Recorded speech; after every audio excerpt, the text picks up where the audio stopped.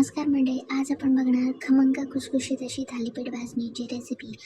इथे मी माझ्या पद्धतीत तुम्हाला रेसिपी दाखवणार आहे आणि इथे 3 किलोच्या प्रमाणात करते.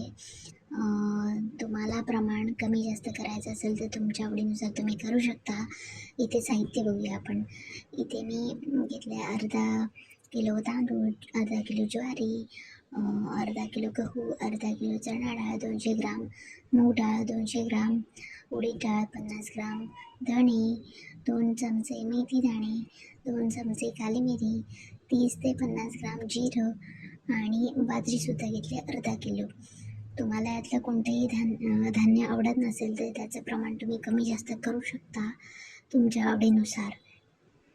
आणि हे सगळं धान्य मी साफ स्वच्छ करून घेतलं आहे. आणि आता गॅसवर कढई ठेवून हे आपलं हे धान्य सगळं छान भाजून घ्यायचं आहे. आणि इथे मी घेतलं आहे तांदूळ बासमती तुकडा. तुम्हाला हवं ते तुम्ही तुमच्या आवडीनुसार कोणत्याही प्रकारचा तांदूळ घेऊ शकता. फक्त इथे तुम्ही इंद्रायणी तांदूळ घेऊ नका, नाहीतर तुमची भाजणी चिकट होण्याची शक्यता आहे.